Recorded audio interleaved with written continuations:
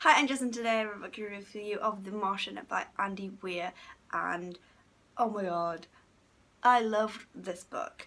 It was hilarious and so interesting, and for anyone that doesn't know, which I'd be completely surprised at this point because it's all over the place at the minute, it's about a guy called Mark Watney, who is on a space mission to Mars, and he's on Mars with his crew, and there is a sandstorm that means they have to leave.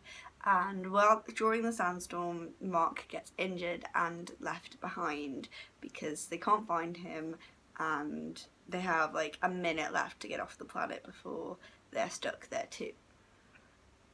And they're also pretty sure he was dead, and by some miracle he's not, and he has to survive on his own with no communication services to NASA and try and survive until the next trip to Mars, which is in like 5 years.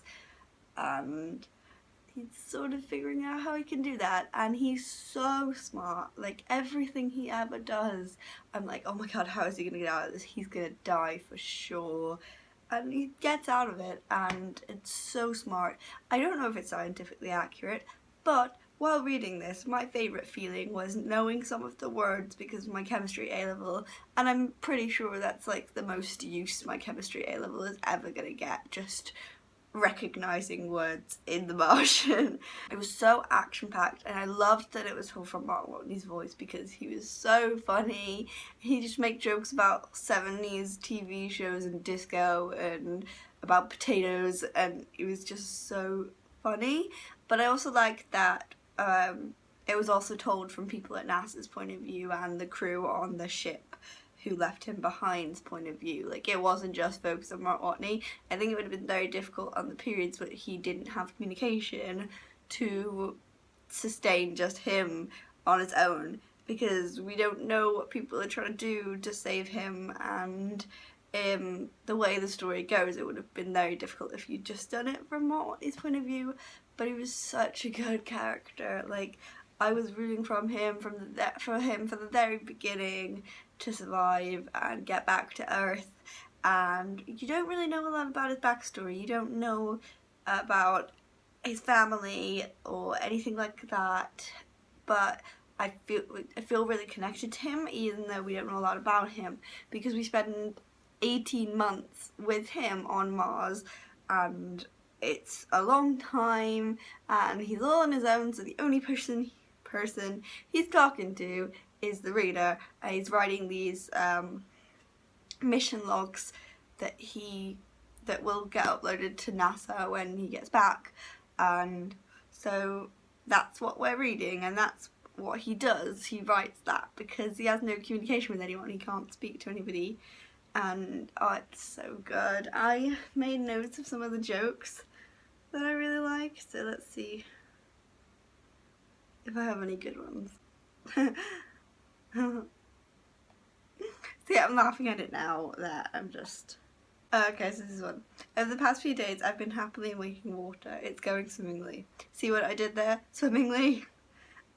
It's just really, like, nerdy funny. Like, once he says, hell yeah, I'm a botanist, fear my botany powers, and it's just so funny. He easily makes light of a situation that's so difficult, and it's very easy to admire him for how he deals with his 18 months on Mars. And it was also really cool to see like the media, because at NASA they always had this press person there who was like trying to get pictures of Mark Watney, and NASA was just focusing on like communicating with him, and as soon as they managed to communicate with him, this press person was like, get me a picture of him. The newspapers want a picture of him, and they were just like, what do you want us to do? Just tell him to pose while he gives us a message. And she was like, yeah, you have to do that. And it was just really funny. I think Andy was very good at writing humour, and I was a bit worried that this book was going to be just like hardcore science fiction, and it is that, but it's like all the science stuff, you don't need to understand it, and the science stuff is dwarfed by the humour and Mark's personality and trying and trying to figure out how he's going to get through this awful situation of being stuck on Mars. And yeah, so I really enjoyed The Martian, and I gave it 5 out of 5 stars. It was great. And let me know down below if you've read The Martian, or if you're planning on reading The Martian or seeing the film, and I will see you next time. Goodbye.